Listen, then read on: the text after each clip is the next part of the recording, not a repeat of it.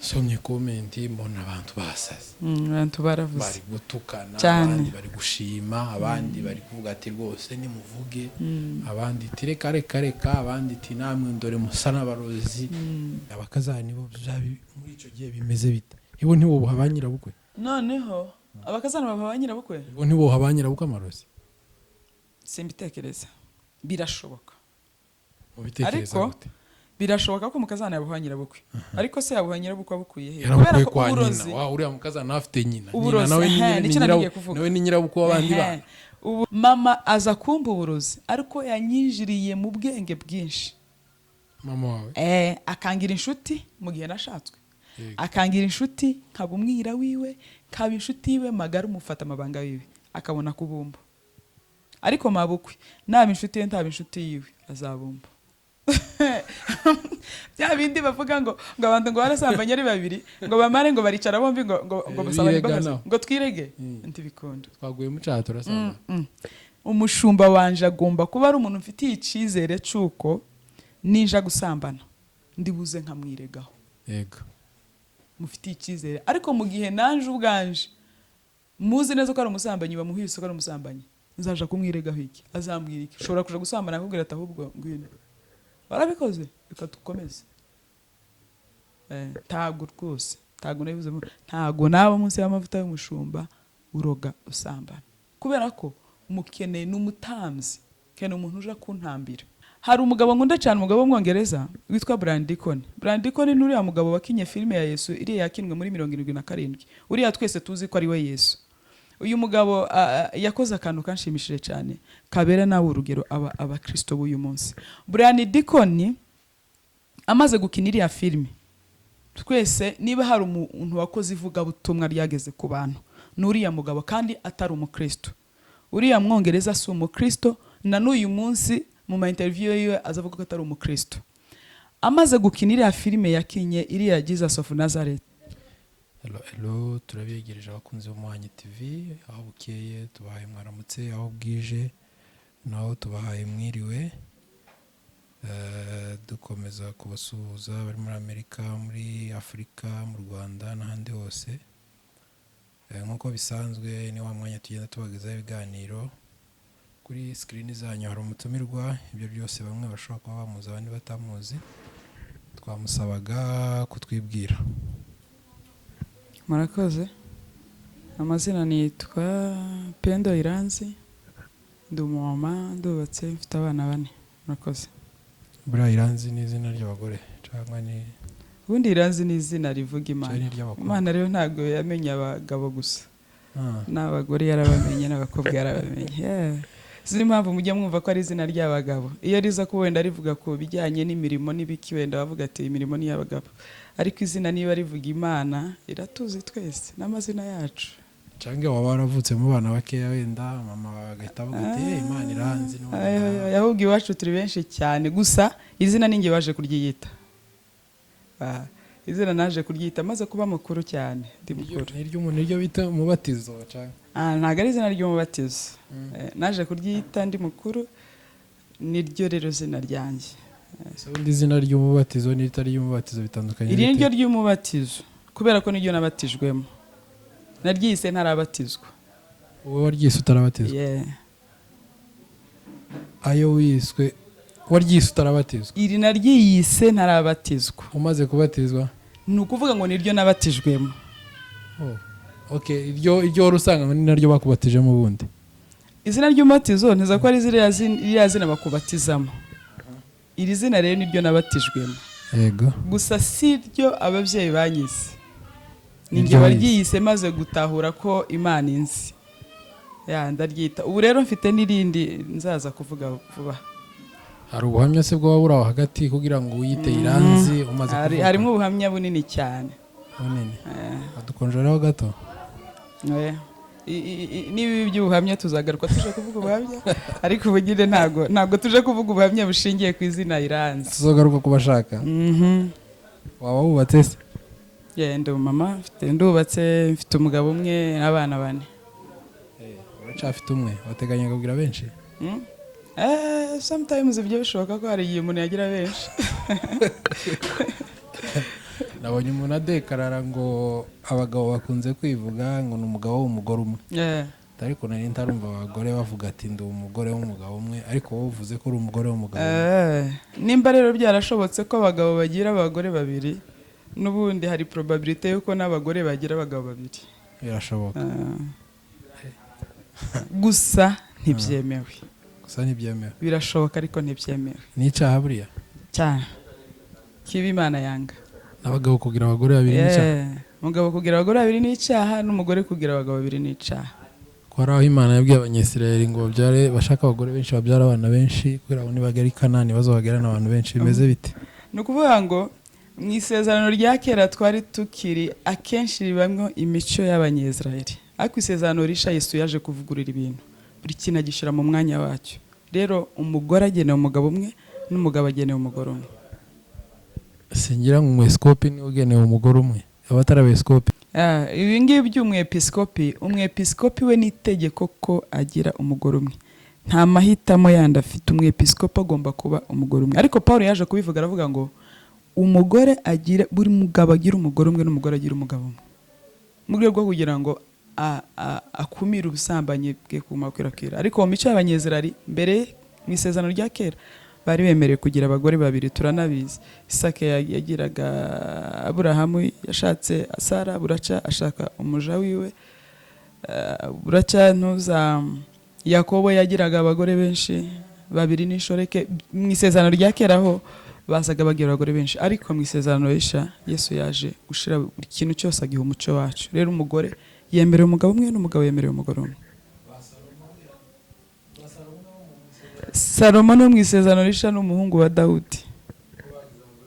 Ni mu isezerano rya kera. Salomo no mu isezerano rya kera, sorry, no mu isezerano rya kera.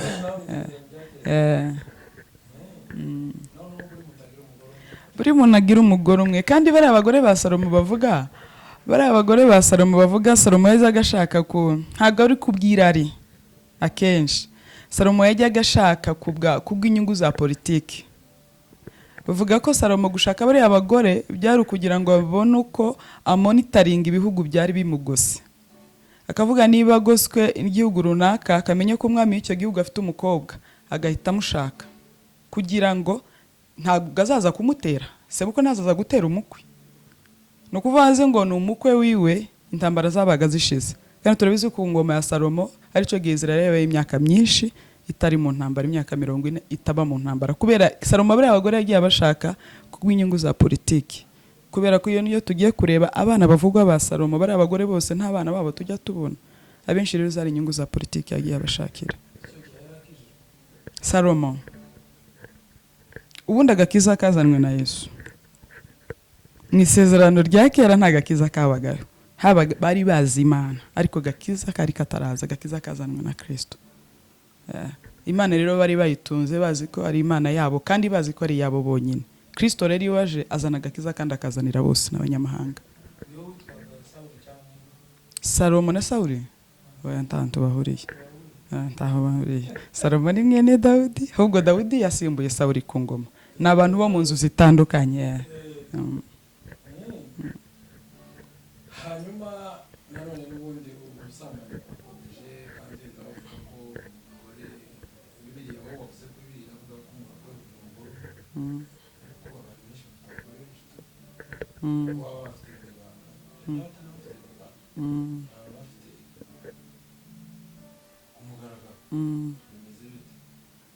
ntabwo ari ibyo no kwirengagiza. Abantu babirengagije ukuri kubera ko irari korera umubiri. Mu gihe cyose umubiri wagize intege nkeya uzagutuma gukora ibyo ushaka. Aba rero mpamvu tubona ubusambanyi bwagwiriye cyane, umuntu usanga afite umugore umwe uzwi n'umuryango, akagira abandi ku ruhande bazwi nawe wenyine bamwibanga, nuko irari ryazamutse cyane rikoresha umubiri. Ariko mu gihe iyo umuntu yabaye umunyamwuka nabwo ntabwo yarangwa n'ubusambanyi, umwuka ubasha kunetraliza kwifuza k'umubiri. Oya ni ukuri ntabwo ari abanyamwuka. nuko nyine iby'umwuka byabaye bikeya cyane, umubiri uraganje. Ikibazo kiri ku bantu badashaka Imana.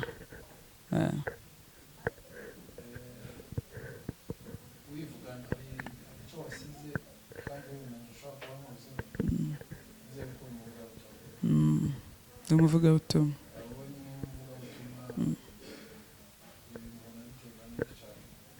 by'usambanye,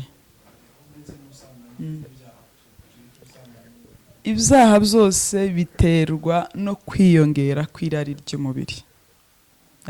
Kubera ko Paul yaranditse aravuga ngo iyo turi n'iwacu mu mubiri tuba turi kure y'Imana. Ni ukuvuga ngo nubona ibyaha biri kwiyongera cyane umenye ko abantu bataye Imana cyane, kubera ko iyo umuntu yegereye Imana iby'umubiri biba bikeye. Ni ukuvuga tu nubwo bazadutuka, ni ukuvuga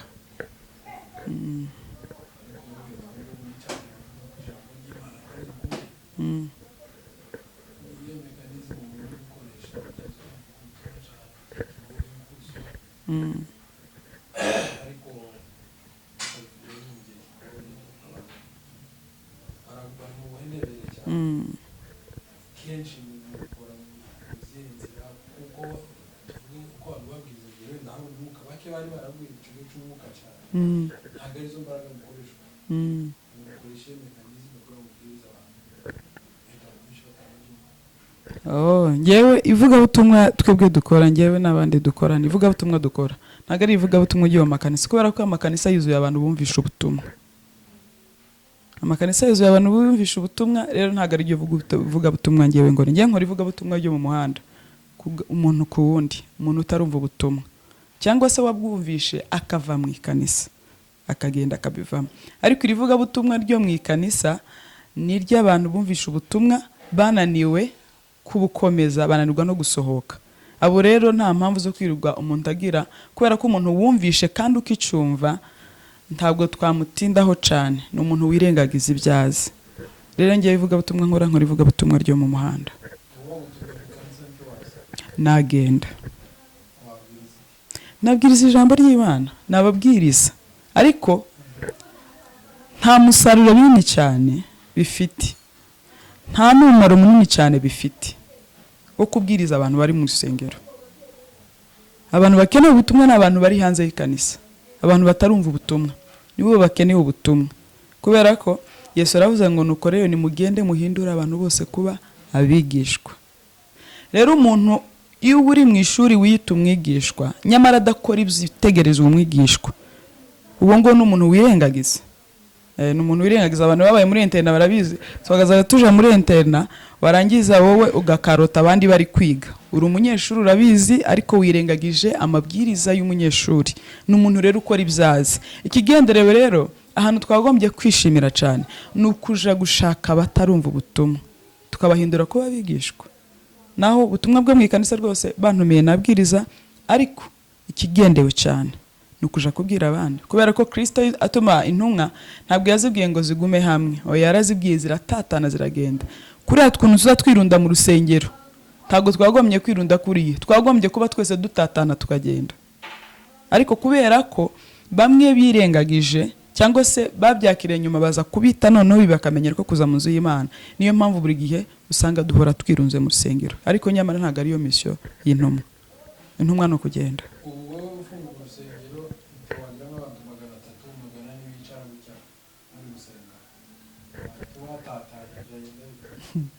Budiye njya nibaza n'impamvu zo gufungura amakanisa ntabwo ndazimenya. Sinzi kanisa rimeze gute, nibaza barifungura iki amakanisa. Niba Yesu yaraje mu isi yari afite ijambo, afite misiyo y'ubutumwa, misiyo y'ubutumwa yatangijwe na Yesu, yarangiza akava mu isi adasize ikanisa, twebwe tuba dushinga amakanisa ugira gute? Ikigenderewe twagombye kuba tubwiriza, tukazana abantu bakiga bagakura, bamara nabo bagasohoka bakaja kubwiriza abandi. Twakagombye kuba dukorera muri iyo sako yo kubwiriza, ukaza n'uwo wabwirije ukamwigisha agakura nawe agasohoka akaja kubwiriza abandi atari ukwirunda. Ngewe rero nta mpamvu gusa kubera ko ari uko byubakitse nuko nyine byubakitse, ariko nta mpamvu nini cyane y'insengero. Twagombye kuba tugenda ntitwirunde, tukaza tumenya ngo dufite ofisi runaka wenda Kasarani irimwo revera uhaba, tuza tugenda tukabwiriza abantu, tukabamuzanira akabarira, bamara gukura nawe akabatuma bakaja nabo kubwiriza abandi. Nicyo Yesu yasize yigishije intumwa, kubera ko iyo aza kubabwira ngo bashinge ikanisa ntago baba baratatanye, nta barababwiye ngo mugende. Kuvuga rero mugende ni uko batashaka ko bicara hamwe, ariko twebwe iyo dukoze ikanisa tuba tugiye kwicara hamwe.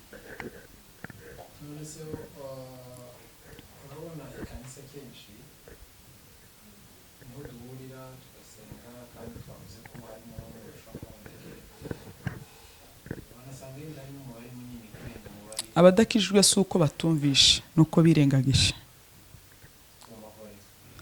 Barevera bagume bababwire.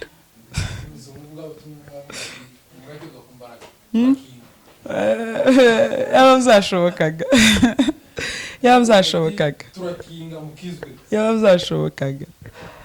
Nuko bidashoboka. Abadakizwa bari mu nzu y'Imana ntago ari uko batumvishe. Niyo mpamvu abantu batagombye kubashoramwe imbaraga nyinshi, ahubwo nuko birengagisha. Kandi habayeho gushorwaho imbaraga nyinshi, hakabaye ba revera gusa, hakaza kaziba nk'ihuriro revera ahurizamo abantu bakiri ubutumwa vuba, ashaka kurera ngo bakure, bamara gukura nawe akongera akababwira namwe mugende muje gushaka abandi. Iwe akaza bakuri ofisi ategereje kwigisha abakijijwe uwo munsi, bagakura, bamara gukura nabo akabohereza kuzana abandi, ariko tutatirunze. Kubana kwacu ni byiza, kubera ko buriya icuma gicyaza ikindi, turacyazanya, turigishana, turahugurana, twongeranaho imbaraga, ariko ntago byakabaye bya buri munsi. Twagahuye tukongeranaho imbaraga, twamara tugatatana tukaja gushaka abandi. Niko Yesu yazaga agira.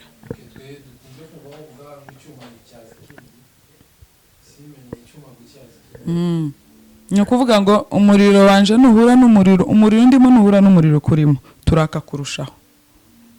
Nitumara kwaka uwo muriro tujana mu bapagani. Yego turakira hamwe, ariko kwaka kwacu ntabwo tuguma kwicara hamwe, niko byagakwiye. Ariko rero ikizagikorwa twe twagumye kwakira ahantu hamwe, tugahura twese abanyempano tukakira ahantu hamwe, abavuga ubutumwa tugahora duhura tukakira ahantu hamwe, nyamara tudafata wa muriro ngo tujane kuhinduza abandi.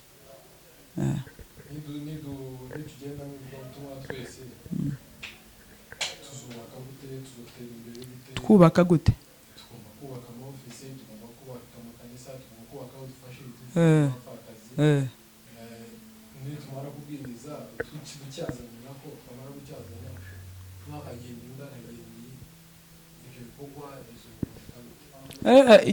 Ikibazo twebwe abanyafrika dufite, ikibazo abanyafrika dufite ni iki ngiki, nuko tuba twumva ko ibintu by'Imana, iyo umuntu agiye mu bintu by'Imana aribwo abagiye kuba umukene. Oya, kandi nyamara ibihugu by'abazungu byateye imbere ari uko ububyutse bwabugezemo. No kuvuga ngo tubyutse mu bintu by'Imana, ibintu byose birabyuka. Twaje mu ivugabutumwa twese, abasigaye babiri basigaye batatu basigaye bakama bazamura ubukungu n'iterambere, kubera ko ibintu byose rega bibundikirwa n'umwuka w'Imana. Ibintu byose bibundikirwa n'umwuka w'Imana. Ijambo ry'Imana rimwe ritubwira ngo mbere na mbere Imana itararema ijuru n'isi, isi yari ihari ibundikiwe n'umwijima, ariko umwuka w'Imana yigendagendaga hejuru. No kuvuga ngo kuba byari bibundikiwe umwuka w'Imana bigendagenda hejuru, niwe waremye ibintu byose. Umwuka w'Imana ujya utanga ubuzima ku bintu byose. No kuvuga ngo ubutunzi gitanga ubuzima ku butunzi n'umwuka w'Imana. Abantu iyo buzuye umwuka, ubutunzi, ibintu byose birakunda. Nuko tutafa, ntago twikomeje ku Mana nkuko bikwiye ngo twuzure nkuko bikwiye. Niyo tubigiyemo tubijamo 50 y'ubuzima bwanje busanzwe, 50 y'iby'Imana, cyangwa se na 20%, ugasanga niyo mpaye Imana, 80% ugasanga ndi mu byanje. Ariko abakire ba mbere bahari, biriya bihugu byakize byageze ku iterambere, uko abanyamwuka babirimo bari mu bihe by'ububyutse, bari gushaka Imana, baravumbura. nuko tutabihaye umwanya munini, n'abanyamwuka baturimo ntibabihaye umwanya munini. Ubu buzutse bwatuma ibintu byose bizanzabuka ntabwo buraza. Yego, tegereje igihe cy'ubuzutse. Tegereje igihe cy'ubuzutse. Yego, iyo ubuzutse bwaje, buriya niyo mpamvu nyambwira abantu tujye twirinda twaba dusaba ubuzutse tutarihana, kubera ko ubuzutse, iyo musabye ubuzutse buza mu bintu byose. Ni ukuvuga nusaba ubuzutse utarihana ku ngeso runaka, uzayikora kurushaho. Ni ubuzutse wasabye, urabyuka muri cya kintu urimo. Rero niba dusabye ubuzutse, dusaba ubuzutse ariko twamaze kwitunganya neza, tuzi ngo nitubyuka turabyukira mu bintu byiza.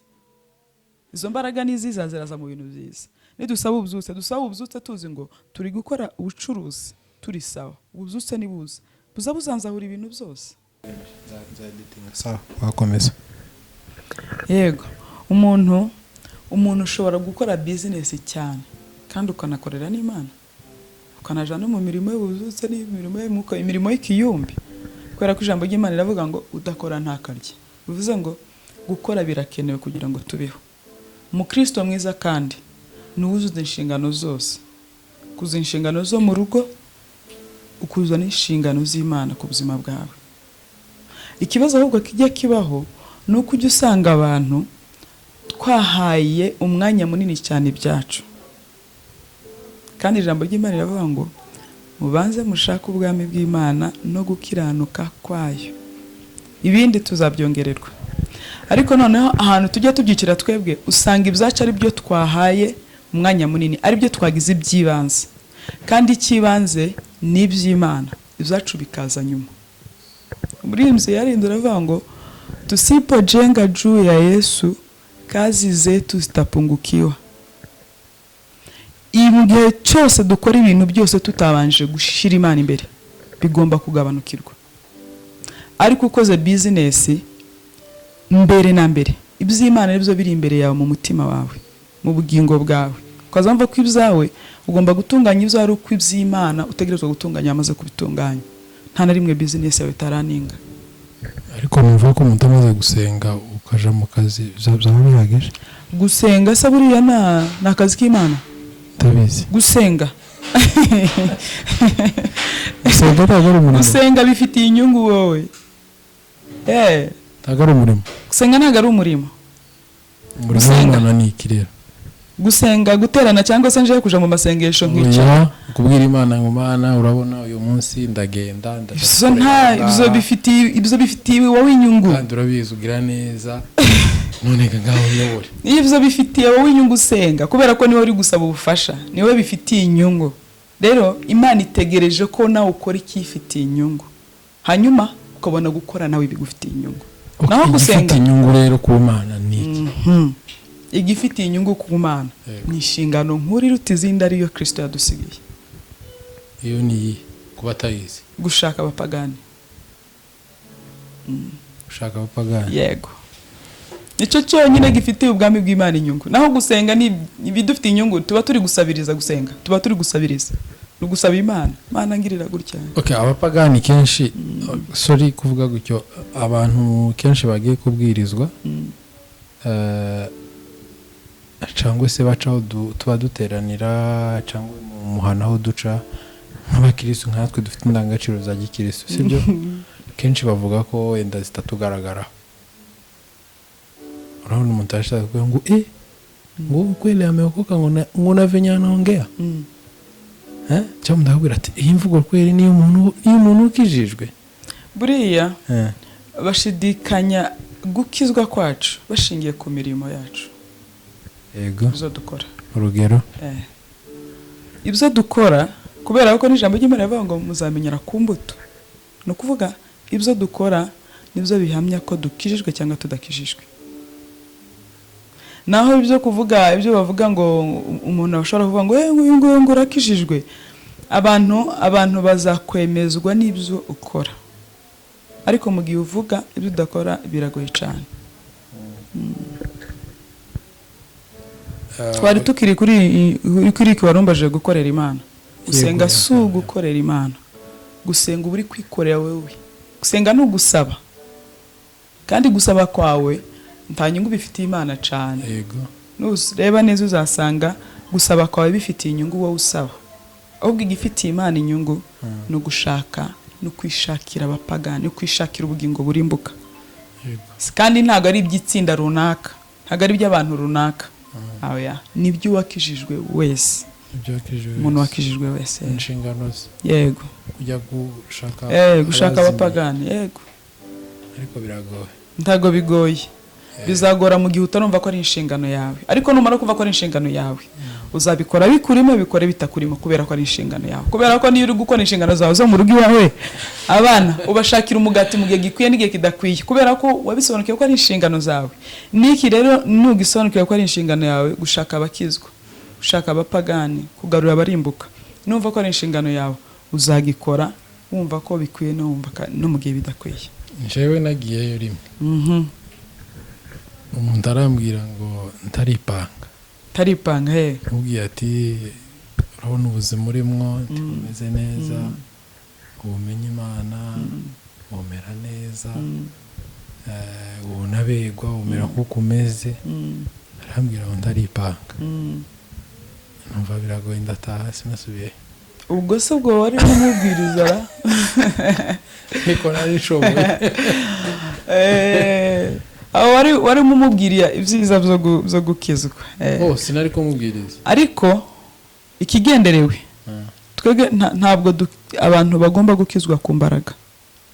Iyo ugiye kubwiriza ntabwo ubwiye kuzana umuntu ku mbaraga, oyaye. Abariya bavuga ati dukinge noneho mukizwe ku mbaraga. Ninde wakizwa ku mbaraga se? Imana niyo inoza umutima, Imana niyo ihonda umutima ikakira ubutumwa, umuntu akakira ubutumwa. Wigeze ubumva bavuga ati turakinga mukizwe ku mbaraga none? Ntabwo wigeze wumva? Ntabwo nabumvishe, ntabwo numvishe uwo muntu abivuze, ariko nimbara nabivuze, ntabwo ukizwa ku mbaraga kubaho. Yego. Kubera ko gukizwa kubaho, nawe yarabivugiye iyo umutima waciye bugufi, abwiriza nkihane, ukizwe tujejo, agataha muvuga ubutumwa kahagaruka, agasanga kabona nta mpinduka, ikintu cyaje none aravuga ati rwose umunsi none ndakinga. Abakizwa abo bantu bakingira nababa mu ikanisa, nawe yari mu ikanisa, abo mu ikanisa bishoboka no gukinga. Abashumba bazareka abantu bagakinga, uko gazo bisabye kwinjirana n'umunyafuna. Sinubishe ko n'umukuru wacu yigeze kuzinga. Byari byagenze bite? Icyo tukireki aho twogikora nese kuvuga ngo Yesu yazinze umugozi akubita abantu, kurumva waruvuze Yesu message naritekereje ubundi. Yesu biba bikoreshejwe n'ishaka nkuko biri uyu munsi. Yego. Yesu yinjiye mu nzu mu rusengero, asanga urusengero barugize isoko. Yego. Asanga urusengero bagize isoko, aravuga ati no tibikunda. Ishaka riramufata, afata umunyafu kweri, akubita abantu.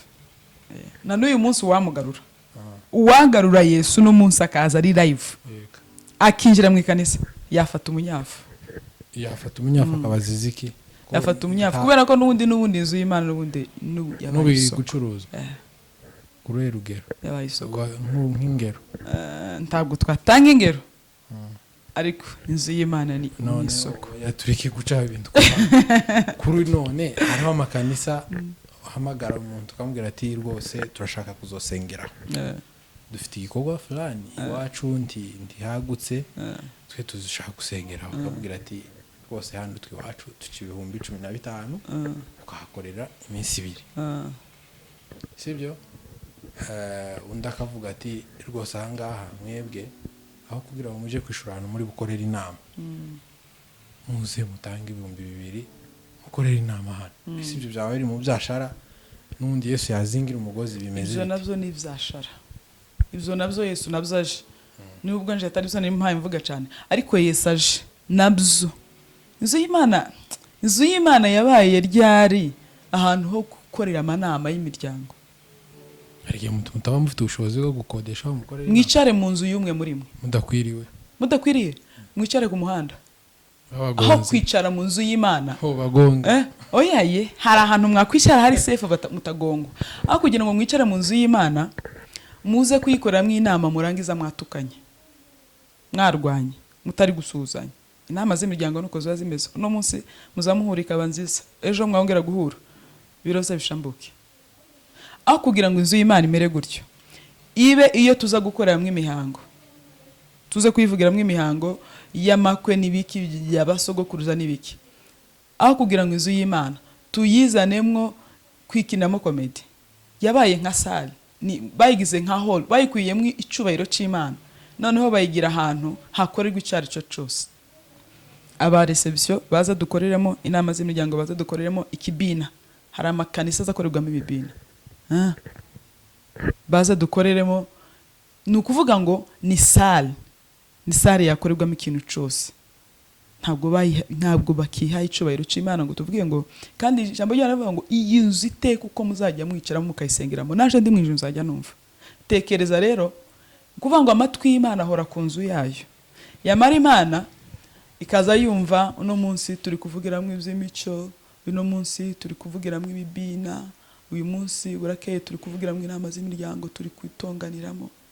Amatwi y'Imana ahora ku nzu yayo, tuzagakwiye. Ubwo n'ubucuruzi nabwo, ubundi bucuruzi njyana nimo mvuga Yesu yakubitira, yafata umunyafajeri live n'ukuntu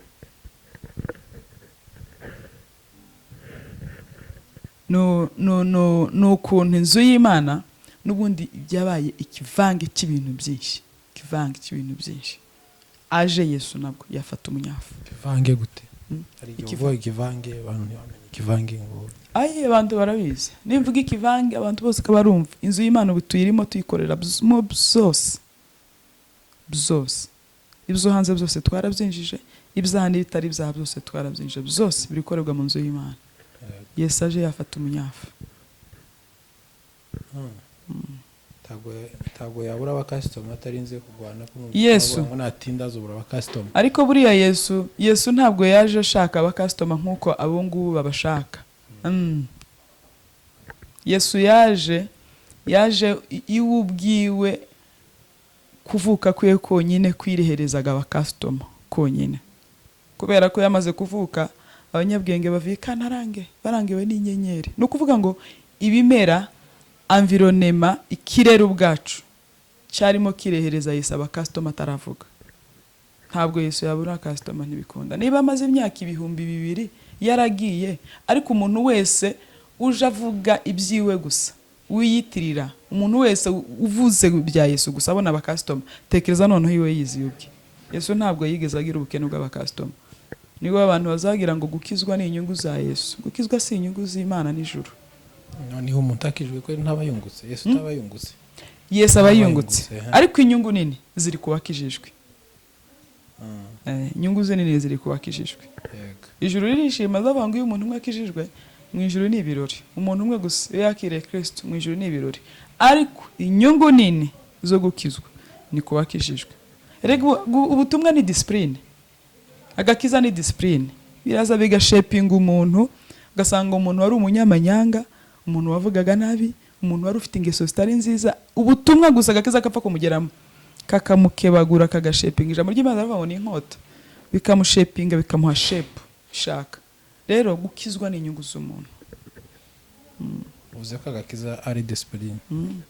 None se ibintu byinshi tukunze kubona mu nsengero bimubona yenda niba agakiza ari discipline, bira bintu kwere bimwe biba bifitemo discipline. Abantu barasimba, umuntu acecekesha umuruta, umuntu yicaza yakamaye n'umurusha icyo cubahiro Imana yatanze. Ibintu bene byo abantu babarakijwe cyangwa batarakizwa. Buriya urabivuga nk'umvuga butumwa, akazi uzokarekere revera ushinzwe abo bantu. Jewe ndivuze nk'umuvuga butumwa, si byiza usibye ko nje gusa n'itorero mbamo ntabwo bikunze cyane. Yego ndabibona handi. Si byiza, hari uduco tutagomba kuba mu ikanisa, hari behaviors umukristo atagomba kugira ari mu ikanisa bitewe n'aho uri, kandi ikanisa amateraniro aba afite umurongo ariho. Si byiza rero kuguma guhaguruka kuvangira umurongo w'itorero. Amateraniro nimba yayobowe na revera cyangwa n'umushumba bafite umurongo ariho, biragenda gutya. Nimba wanezerewe abantu benshi bazabikora n'abayumbi nari nabati abayumbe kubivuga se sindi umuvuga butumwa jewe mvuze Hana- umuvuga butumwa simamvuze buriya sinzi impamvu abantu ubu ngubu kuvuga ikintu kibi bisigaye ari bibi kandi ikintu kitavuzwe ntabwo izabikosoka bivuze ko nkawe nk'umuvuga butumwa ni wari ufite inshingano zo kukivuga noneho ugasiga womoye igisebe abantu baza babikora cyane ni abayumbi usanga yanezerewe akamayica gahunda y'amateraniro yose kandi amateraniro ari kuri gahunda si byiza kubera ko umwuka w'Imana turawukontorora hari umwanya atari amateraniro ari nko mu bitaramo hari ahantu hari ubwisanzure umuntu hari umwanya wo gukora ibyo umuntu ashaka ku buryo wanezerewe wabona ko ugize icyo ukora kitavangira amateraniro ntaco bitwaye ariko hari igihe ureba amateraniro ari tight yafatanye urangiza ukabona abayumbe bakomeje kuzanamo utuntu twinshi kubera ko banezerewe umwuka w'Imana umuntu arawugenga arawukontorora ushobora kumucecekesha bamara amateraniro yarangira ugasigara wenyine mu ikanisa erega ntabwo ari ngombwa ko tubikora hano imbere y'abantu wasigara wenyine mu ikanisa ugakora ibyo wari ufite gukora kandi uri wenyine none se abo bantu agakiza kabaye discipline cyangwa ntako bafite nta discipline agakiza ubwako ni discipline oyaye ubu agakiza iyo kageze mu muntu mu byo kamwigisha nabwo ni discipline shoko ubongo ntikarabagera oyaye gashobora kuba karamugezemo ariko atarakemerera ko kamuha discipline kubera ko buriya agakiza gakora ibyo twakemereye muri twebwe nkuko no gukizwa umuntu ajya akizwa ariko yafashe umwanzuro ibyo wemeye rero nibyo kagukoresha iyo utabyemereye none so usanga umuntu yakiriye ubutumwa n'umukristo se ndiyo urugero akiba tugira ngo aje kwiba umwuka w'Imana atamubwiye ko agiye gukora icyaha nawe wemerera ntagenda ariko natawemerera ariba ni kimwe byose rero mu gihe wemerera ko gakiza kagushira ku murongo wa discipline karagushiraho kandi mu gihe utabyemeye uzaba indiscipline mu materaniro so bagende bemera gakiza kabayobore bemere discipline y'umwuka okay abantu bakomeje kumva icyo turi kuganishaho ukuramo ubwenge akuremo nyine nawe ukomeza inzira yahaye nabyo nta kibazo ariko twagutumiye kuri video duheruka kubona yaciye kuri televiziyo yawe ntiwabwiye abantu ari kugira televiziyo yitwa wayibabwira ni umwigishwa TV1 okay yaciye ku mwigishwa TV1 uvuga ukuntu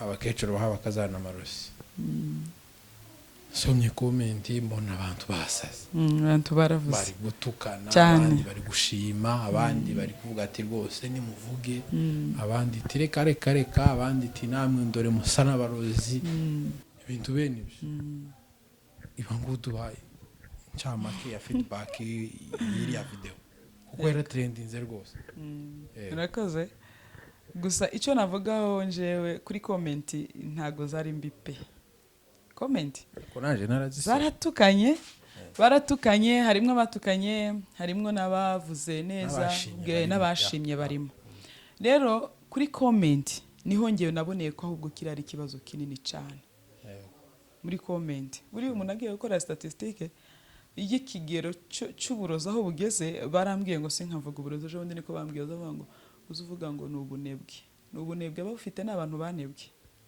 ariko rero hari uwavuze nawe ngo nimba waravugaga uburozi imbere nyuma ukaza kugira ukundi uzoza ubworohereza mu bwite atuzobukeze so nawe nusubira aho ngaho uzoge uburozi uzi si impamvu nuko ubu ngubu kubuvuga umuntu asa nkaho ari we ukoze icyaha kuruta umurozi sizi ukuntu satani yahumye abantu sinzi agaturufu yakoresheje avuga ngo ntibukavugwe umuntu ntabuvugwa ari uzaterwa amabuye kuruta umurozi ufite niyo mpamvu reba butakivugwa n'impamvu abantu batukanye hariya nuko twabuvuze turabuvuga turabwirura gutya icyo nari mvuze kuri comment rero nge nizo zanyeretse ko iki kintu gihari kuruta nuko twebwe tugitekereza kubera ko urebye ukuntu abantu batukanye umuntu agahita atukana uko yishakiye atitangira kandi ni abakristo bose abantu batukanye n'abantu bamwikanisa so uracafite akazi rero ko Abantu kuza no kubwiriza bamwikanise. nabo mwikanisa. rero nibyo byanyereseho kino kibazo ari kinini cyane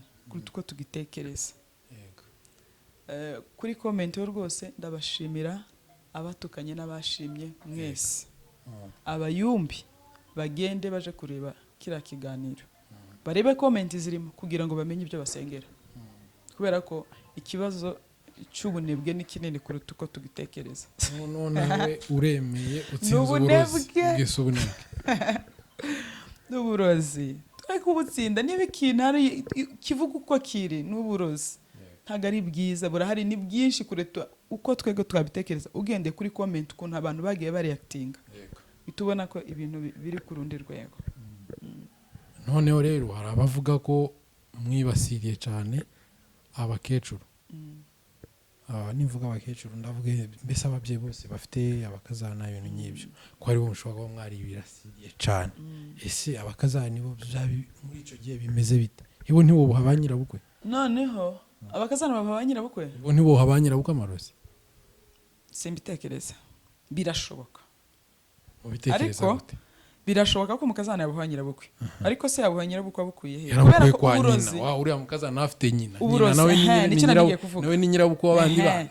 Uburozi butangwa n'abantu babiri, tuhabwa na ba mama cyangwa na ba mabukwe, ba data bukwe na ba data, sibyo?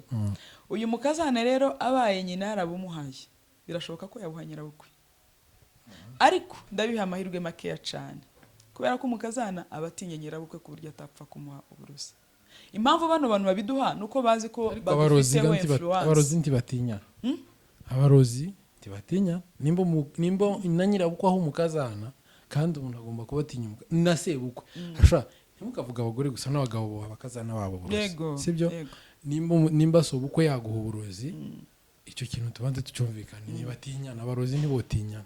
Bisobanura ko umukazana yobuha nyirabukwe. Birashoboka cyane. Ariko ndabiha percentage nkeya. Yego. Impamvu babiduha nuko ari abantu babazi ko badufiteho influence runaka, n'ababyeyi bacu turabatinya. Niyo mpamvu babiduha. Biragoye cyane rero nje umukazana kuja kwicara amabukwe ngo umuhe uburozi atabufite. Biragoye cyane ko yabufata, ariko biroroshe cyane mama na mabukwe, data na data bukwe kumpa uburozi, kubera ko bazi ko bamfiteho icyubahiro runaka, bafite igitinyiro runaka. So babwakira kubera ko batinya cyangwa babwakira kubera babyumvise? Ariko hari umuntu wumva ikintu kibi, nta muntu wumva ikintu kibi. Babwakira kubera ko babuhaye n'ababyeyi babo batinye, ikindi babakanze, hari ibikangisho byinshi. Ntucitaga kibi, hari ucita cyiza. Uburozi? Yego, hari ucita cyiza. Uburozi ni bubi kuva mu isezerano risha, kuva igihe cya Adamu na Eva kugeza igihe Yesu azazira. Kuri wowe ku bantu bose nabo ubwabo barabizi ko ari bubi. Kibwira ko bizi ko ari bubi nuko batukanye, nuko bareactinze nabi. Ziriya comment ni iz'abarozi? Simvuze ngo ni iz'abarozi. Ziriya comment abarozi muri biganiro. Ziriya comment ntabwo muze ko ari iz'abarozi. Oya. Ikikwereka ko ari kibi nuko ari ikintu gikorerwa mu rwihisho. Nta uraje kuroga ku manywa. Uyambara ubusa ku manywa? Ikintu cyose gikorwa gitwikira umwijima cyose ni kibi. Ariko hari n'uroga ku manywa. Uroga ku manywa agenda yihishe yuba agira gute, ariko tuzi ko neza uyu murimo uzi ukorwa nijoro. Yego. Ariko ubu ngubu umuntu mwahura hariya agahita agukubita nk'urushi mu ntuze cyangwa agahita agucisha nayo, ariko atakubwiye ko agiye kukuroga. Hari umuntu wari wakubwira ngo ngiye kukuroga. Aha. Impamvu rero batabivuga nuko ari imirimo y'umwijima. Okay, hagati rero y'abakazana na ba nyirabukwe ninde ufite ikosa mu gufata uburozi? Uwabutanze n'ufite ikosa. Wabwakiriye kubera uwabwakiriye uzi ababwakira ntawe bazabuhabwa mbere ngo bwakire, byanga byakunda. Bazamuha ubwa mbere, ubwa kabiri, ubwa gatatu, wenda hari n'igihe usanga mbere yuko babufata bazabanza bakabwanga, bakiyambaza, basenga, bakagira gute, ariko bakamugerageza kugeza aho azaneshwa, bakamunaniza mu buryo bw'umubiri n'umwuka kugeza aho azaneshwa akabufata. Rero ababutanga nibo bafite amakosa. Okay, muri kiriya kiganiro kenshi mwagarutse kuri ba nyirabukwe. So mwari mugarutse kuri ba nyirabukwe mwirengagije ba sebukwe ko ba sebukwe ntibavuzwe cyane. Mwirengagije ababyeyi ku bana, mbese mama wawe papa wawe ntimwigeze mubavuga. So ni ukuvuga ko papa wawe na mama bataguha uburozi, ari nyina wundi gusa wabuguha. Umuntu, abantu bose muri comment nabonye nicyo kintu cyababaje abantu, ariko umuntu wese wavuze ko twavuze ba mabukwe gusa ntabwo yakurikiranye ikiganiro. Uyu ni umuntu wasomye title agahita atanga comment, kubera ko umuntu wese wafunguye ikiganiro aracumva. Abantu mugenda mu gifunguro, mugenda ku Mwigishwa TV1 mufungure kino kiganiro mucumve. Umuntu wese wafunguye kino kiganiro aracumva. Twatangiye tuvuga ngo ababyeyi bacu ba mama na ba mabukwe bareke kuduha uburozi. Umuntu rero waje agasoma title gusa yahise aja muri comment ahita yandika, ariko tutangira twavuze ababyeyi bose, tunarangiza twavuze ababyeyi bose. Ba mabukwe nibo bagumye kugaruka, ariko kubera ari nyina wundi wasanga buriya ba nyina wundi baza boroha. Ariko mu by'ukuri cyari kigenderewe ni ukuvuga ababyeyi bose. Ariko kandi mama atarambaye uburozi nkiri umukobwa, afiteho imbaraga nkeya cyane kuba mpande w'umugore, mu gihe mabukwe atari umurozi yabuguha. Cyo ntitucyemeza mwa impamvu yanje mvuga ko yabo afite amahirwe makeya. Iyo navuye iwacu sigara nje ndi umushitsi, sibyo? Abantu bamfiteho urutabi niyo nashatswe. Yego. Umubyeyi amfiteho urutabi, uzi ko mabukwe amfiteho urutabi kuruta mama? Tuzemera nyoko bugwe? Yego. N'ukuntu nabakazana mugoye. Abakazana turagoye. Ariko mabukwe kubera umuhungu wiwe amfiteho urutabi kuruta mama. Yego. Afiteho imbaraga, afiteho influence nini kuruta mama. Mama aza kumba uburozi, ariko yanyinjiriye mu bwenge bwinshi. Mama wawe akangira inshuti mu gihe nashatswe. Akangira inshuti nkaba umwira wiwe, kaba inshuti yiwe magara, umufata amabanga wiwe akabona kubumba. Ariko mabukwe naba inshuti ye ntaba inshuti yiwe azabumba. Gute? Kuko iyo bazabitwaza kenshi twumvaga ngo mama ngo nyirabukwe ngo ntajye huza n'umukazana ngo yanze uburozi. None zuva we nawe uzubyumva?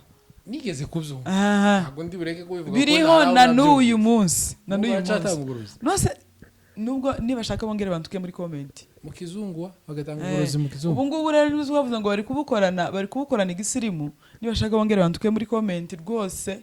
Na mama niba ufite mama mama niba ufite uburozi uzirinde kubuha abana bawe b'abakobwa n'abakazana bawe, kubera ko burarimbutse. Na n'ubu barabutanga, na n'uyu munsi baracabutanga, bari kuba abakazana babo.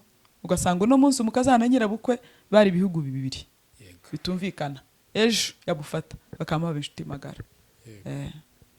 Hanyuma kenshi abantu bakunze kuvuga ngo kubera iki ngo muvuga uburozi, ariko umuntu yavuga ubusambanyi, yavuga ubwibyi, ntibabikritike. Sibabivuga ati mwazaretse kuvuga ubusambanyi, mwazaretse kuvuga ubwibyi. Icyo kintu niki kiba kiraho hagati. Ikiriyo nicyo ikwereka ko uburozi kutavugwa kwabwo aricyo cyabutije imbaraga. Uriya uje gukira indwara arayirata, niko bakuru bavuga. Uje gukira indwara arayivuga, ariko kubera ko uburozi ari no mu itorero, mu matorero ntibabuvuga. N'ubu buvuze abuvuga bucaho, kandi nawe kamavuga ko mwumvishe ukuntu yavuze. Kutavugwa kwabwo rero byabaye ikimungu kiguma kurya amagufwa, kandi bigaraga inyuma umuntu abona ko uri muzima, ariko imbere waramunzwe warashize. Kubera iki? Kiratwikiriwe. Kutavugwa kwabwo uburozi nico cyatumye bugira imbaraga. Abantu barabutsinze, abantu bose ntibabuvuga. Umuyumba arabuvuga uwo munsi bakama bamutuka. Umuntu wese ukoze ku burozi ukamamutuka. Kandi jewe naribonye iyi ni turufu ya Satani. Iyi ni turufu Satani yakoresheje, ni tekinike yakoresheje kugira ngo bugume busesere rwihishwa, bukwirakwire rwihishwa, abushiraho iminite. Satani yafashe uburozi abwambika iminite ku buryo nta muntu kibuhangara ngo abuvuge. Nimba ubuvuze kera ubaye umwanzi w'abantu. Kutabuvuga rero byatumye burushaho kwiyongera kubera ko batabucaha.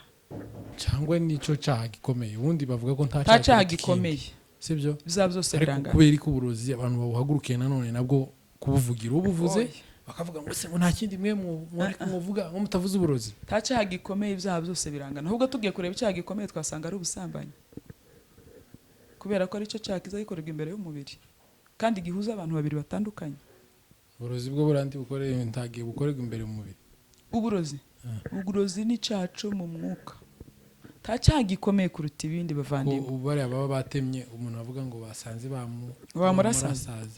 amaraso ntaba yavuga ureba baracyarasaga ngira ngo ibyo kurasaga nibyo abapfumu keretse barakijijwe abarozi none se ruguru wacu sindabona umuntu barasaze mu by'ukuri. nanjye baranandasaza uzagende bagushamburiye kurasaba uzagende bagushamburiye bagukoreye gahunda yego naho uburozi ni icyaha nko gusambana nko kwiba nko kubesha nk'irari nk'ishari nko kwangana ubu cyatejwe imbaraga nuko abantu bavuze ko ari icyaha gikuru kitandukanye n'ibindi vandimwe kuroga ni icyaha nk'ibindi ni icyaha bishoboka ko umuntu yacihana yego ni icyaha nk'ibindi byose umuntu warozwe rwo niwe bazavuga ngo mu ijuru ngo umuntu ngo wibye inka ngo niwibye isindano ngo bazose bazahanwa kimwe uwaroze n'ubundi n'uwagize urwango rwo mu mutima bose bazahanwa kimwe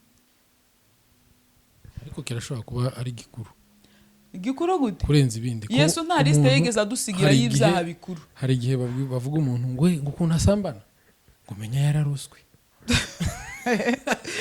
Yesu ukuntu yiba ngo menya yararoswe Yesu nta liste y'ibyaha yadusigiye bikuru kuruta ibindi Yego. ntabyo byose biraresha ibyaha byose birangana imbere y'Imana tubyihane kubera ko abantu bavuze ko uburozi ari icyaha kinini uburozi ni icyaha nk'ibindi tubwihane birashoboka ko wabwihana nimba ashobora kuja imbere y'umushumba nkamwaturira ko nasambanye nkatura ko nibye ariko nabyo ntibikibacanye gusambana ariko ni icyaha cyoroshe kwatura Gute? gusambana cyoroshe gute bikomeye cyane uheruka kubona gikomeye gute uwacatuye uheruka kubona uwacatuye ibitangaza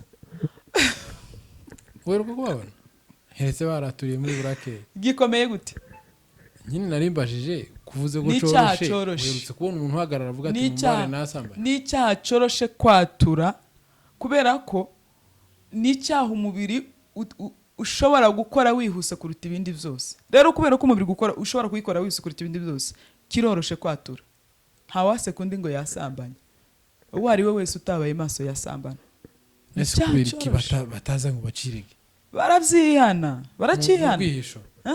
Kera si mu umuntu- rwihisho kera umuntu yarahagararaga akavuga ati rwose mumbabarire nakoze icyaha narasambanye ariko uherutse na n'ubu kubabona barihana ikintu gusa icyo ngarukaho hari ikindi kintu satani yabibye ubu ngubu Yego. satani yabibye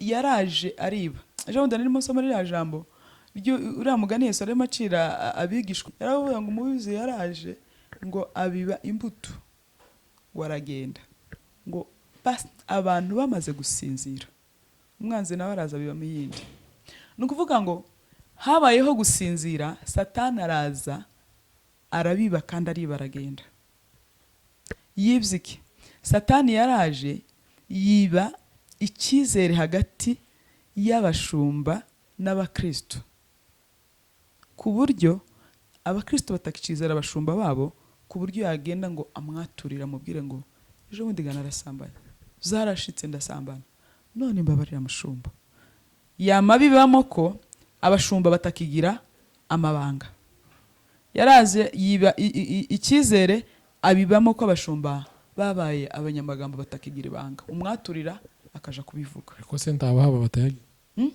nta bashumba bari nta badata mushumba amabanga utafata ibanga ry'umukristo wemera ko abashumba bose bariho ubu ngubu wabiregaho icyo ari cyo cyose uwo mushumba utafata ibanga ry'umukristo si umushumba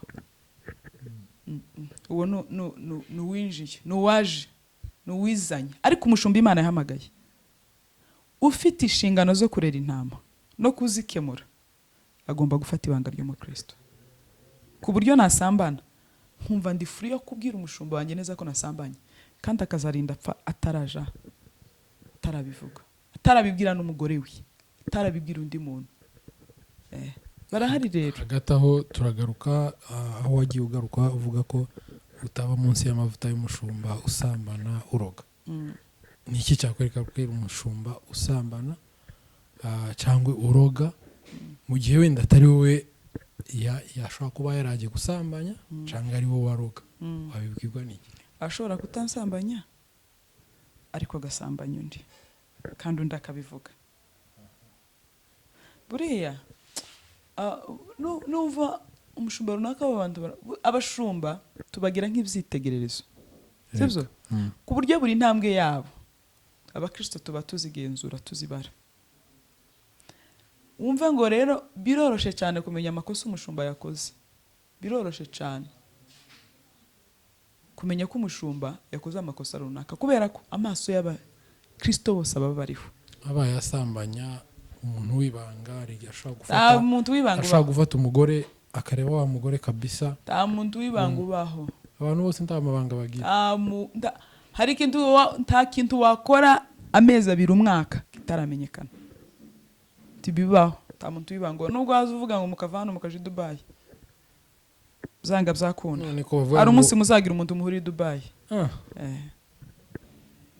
Mbese wafatwa tu? Wafatwa. Anytime wafatwa.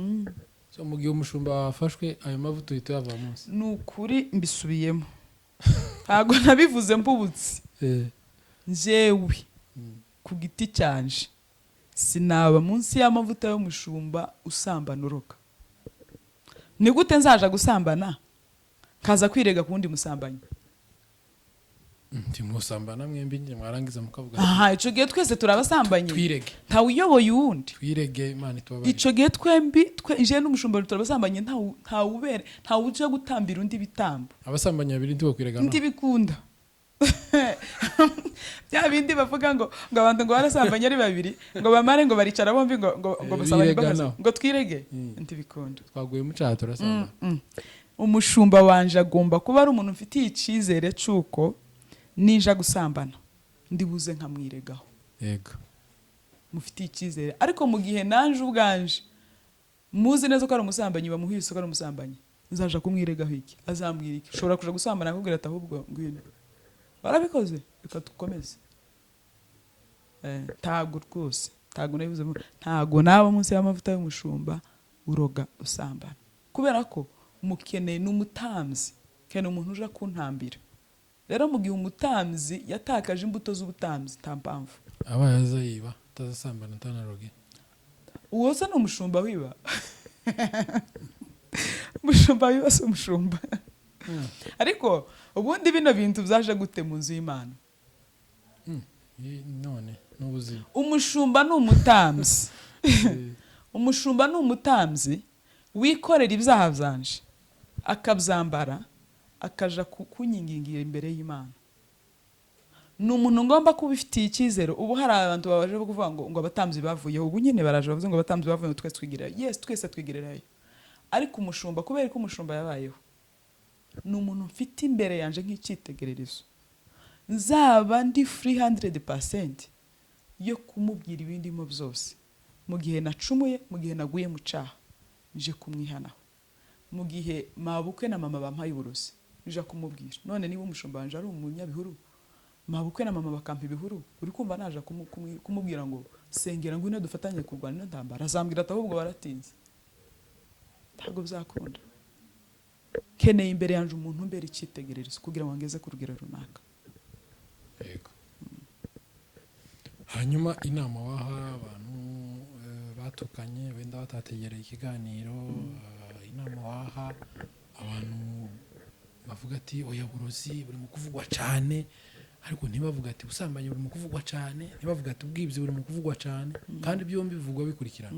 Uvuze ko hariho uburozi ubu, avuga ko n'ubusambanyi buhari, avuga ko n'ubwibzi bwabaye. Ariko umuntu agahita comment bagahita ngwara ku burozi murabuvuga.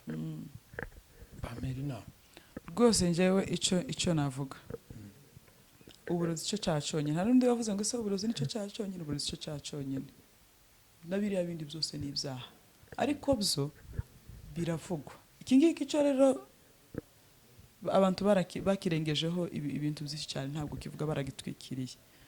Inama njyewe natanga, ntabwo na twari twaje hano ndi kuvuga nko muri ya timu ndi kuvuga ya timu twari twicaye handi wa munsi ntabwo twari twaje tuje gutuka ababyeyi bacu hari abantu babyakiriye ko twatutse hari abantu babyakiriye ko turi gutuka ababyeyi bacu ntabwo twari twaje tuje gutuka ababyeyi bacu turabakunda yewe mama ari n'umuruzi cyangwa amaboko niba ari umuruzi ntabwo namutatse nanamwanga ariko mu gihe atangiye kurenga imbibi agashaka kumpa uburozi nzatandukana nawe niba iwe yarafashe uburozi abugumane we ariko bavuga ko ntawe ubufata abushaka ngo baze usinziriye ngo bakakubwira niko bavuga ngo baza ngo mu nzozi ariko ubu ngubu basigaye baza live kibereka ko ubu ngubu bitakira ibyo kwisha ubu basigaye baza akakwicaza akakubwira ngo ibintu nuko bimeze none se umukazana ubufashe wabyutse mu gitondo umaze kubufata ukajya kwirega ukabutanga niyo mpamvu rero kuba bitavugwa nta nubwo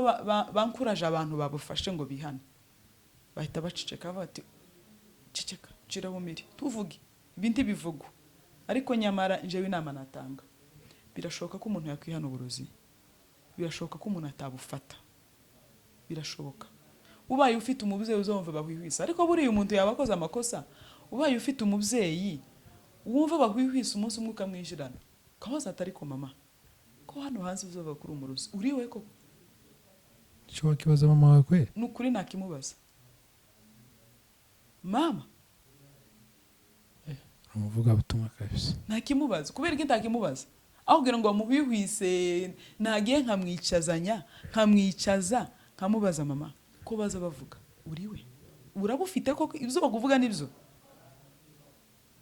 ampakanire cyangwa nyemerere mama wawe bamufatanye n'undi mugabo waje kubaza mama wawe ngo se nyine bagufatanye n'undi mugabo buriya hari ibyaha utabaza umubyeyi by'uruko gikojeje isoni mama arenze imbibi zo gukora ayo manyanga akaja gusambana bakamufata ntago namubaza kubera ko ni isoni hari ibyaha biteye isoni uburozi bwo biteye isoni kwiba ndi guteye isoni oyaye akika ubwira mama ngo ukuraroga kurica abantu rekaho ntago biteye isoni kurogaga nabo baroga bambaye ubusa basambana bambaye ubusa none byose ntibiteye isoni iyo bagiye kugenda kandi tuba tumenye uko bazagenda bameze nibuga kandi buri bo wasanga iyo bagiye nta soni baba bafite kubera ko bataza bajana uyu umubiri niwo ugira isoni ikigira isoni ni amarangamutima iyo bagiye kugenda rero nta marangamutima baba bafite nta nicyo bibabwiye basanga nta n'isoni bagira kweri ko tubibaza mama wawe ko yasambanye ariko mama we yakubaza ko wasambanye mama ni umubyeyi tugarukeho twibuke ko ari ababyeyi sibyo ni umubyeyi mugenzi we nasambanye ababyeyi ntibakosa ababyeyi ntibemera ko bashaka gukosa ababyeyi barakosa ibi tuba tuvuga si amakosa akorwa n'ababyeyi nta nama wabaha sibyo mba ngubwira none iryo kosa iyo warireka yasambanye mama aho kugira nje mubwire namutumaho undi muntu ubwo ntago umuteje isi ikintu ganamenyega n'abandi babake mbona nta muntu uzanye ikintu wenyine uwakimbwiye nawe abakizi wenda ninjye wakinyumvanye sibyo kandi mukinyumvana ntago wanshimye ibyo rwose already wangize n'umwanzi ntago wagaruka mu mbazi ko wambwiye ko mama yakoshe yego byaba ngombwa ko uja kubaza undi muntu ushaka kuba atarumva ayo makuru ukabucuruje mama wa mama yasambanye nawe ubwiwe yaba afite isoni z'uko namenye ko yasambanye rwose ubwabyo ni igihano kuri ubwabyo kumenya ko nzi ko yasambanye ubwabyo ni igihano sinabimubaza ariko yaruze nabimubaza kubera ko ibyo byawo birutanishije kuroga ntago ari umwuga uteye ntabwo biteye isoni urabirutanishije kandi wavuze ko bitarutana ari bya biteye isoni kuroga ntibiteye isoni none niyo mpamvu wewe mu ikarisa wavuga ubusambanyi wakwiye abantu ubusambanyi kubwihana kubiyama bati mureke ubusambanyi ese ntaba ari mama wawe mama ari umusambanyi cyangwa ntaba arimo sobwe mu rusengero kandi cyo cagiteye isoni ugiye kuciya amaguru ariko ntago ari we direct mba nziho ngo mama bambwiye ko bagufashe hari ibintu biba hari atirisa nubwo umubyeyi aba ari umunyamafuti musigira icyubahiro ciwe ariko icyaha c'uburozi cyo ntabwo umwambuye icubahiro kumubwira ngo mama waroze reka bagufatanya igihe koje baragushamburiye nonega bizane ureke kurimbuka ntago biteye isoni yego ntago ubukijije ubugingo n'ubukizo ntago biteye isoni inama je narimo mvuga natanga yego tubaye tubyumvishe tukareka gutukana, kubera ko ganjega nubwo bantuka mbere y'Imana ntago bazatukana, ntibikunda.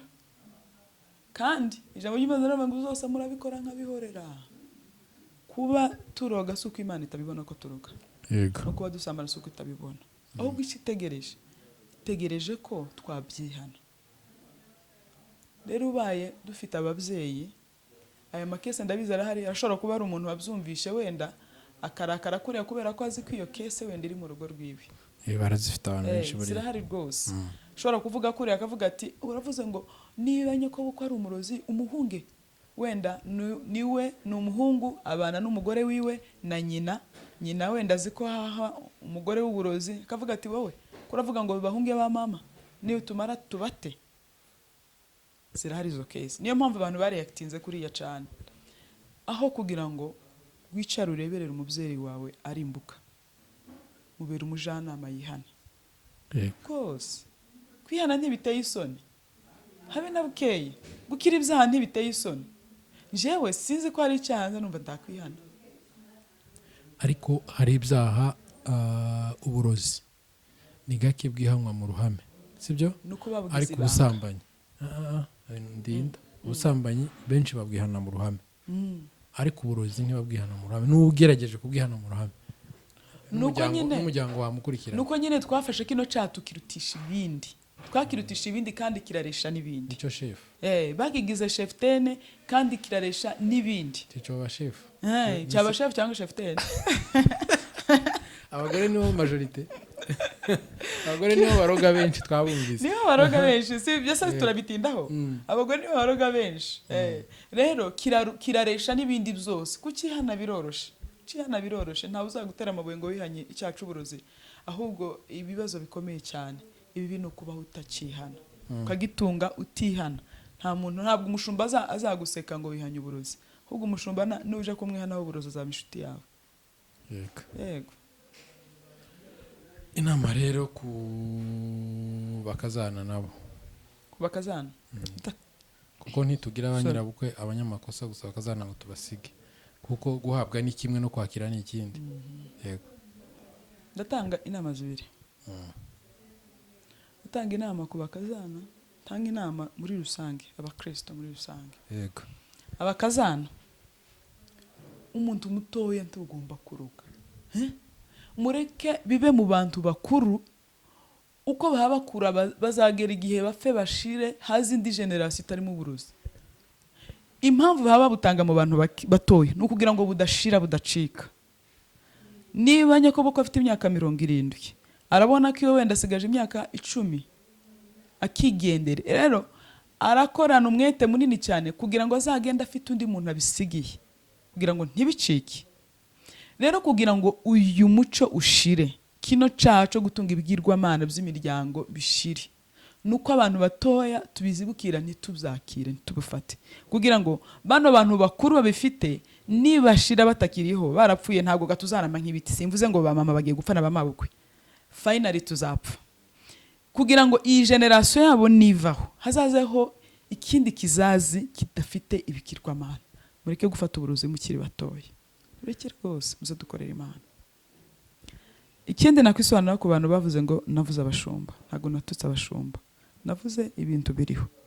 Abaye umushumba wawe ari muri urwo rwego rwo kuba afite izo ngeso, umutima wawe wonyine niwo wakuyobora. Umutima hariya nabivuze kuri jewe, sinaba munsi y'amavuta y'umushumba uroga. Kuri wowe nawe rero umutima wawe niwo wonyine wakubera umuyobozi. Wumvishe ko ntaco bigutwaye kwaturira umushumba uroga, kuba munsi y'ibiganza by'umushumba ufite zirangeso, go ahead, komerezaho. Kandi wumvishe ko hari ikintu byahungabanya mu burere bwawe bwo mu mwuka, umutima wawe no kugendera inama. Ntabwo twasoye abantu mu makanisa yabo, nta nubwo twatutse abashumba rwose. Niba mu bantu bashobora kuba batinya abashumba baba banabubaha, nanje nababamo nibyo. Ikindi kintu navuga turangiza, navuga ku buzima bwo guhinduka. Buriya ubuzima bw'ubukristo ni uguhinduka. Ubutumwa bugira ibintu bibiri by'ingenzi bikomeye. Ubutumwa bugira ishingiro ryabwo ariko kuzuka kwa Kristo. Ishingiro ry'ubutumwa ni umuzuko wa Kristo. Impamvu duterana, impamvu duhora dukora bya biterane, impamvu tubwiriza, impamvu izi gahunda, iyi mirimo yose y'ubutumwa bwiza ikorwa, nuko Kristo atakiri mu mva. Iryo ni ishingiro ry'ubutumwa, nuko Kristo yazutse. Turabivuga dushize amanga kubera ko Kristo yazutse. Iryo ni ishingiro. Ubutumwa bukagira ikindi kintu cya kabiri ari cyo cy'ingenzi, intego. Intego y'ubutumwa ni uguhinduka. Kubera ko Kristo yaraje, imyaka yose Yesu yamaze ku isi, yaraje akora ivugabutumwa, agenda asize abagabo 12 bahindutse. Ntiyasize itorero, ntiyasize ikanisa, oyaye, yasize abantu 12 gusa bahindutse. Agiye kugenda aravuga ngo nuko rero namwe mugende, namwe muhindure abandi. Intego y'ubutumwa bwiza ni uguhinduka.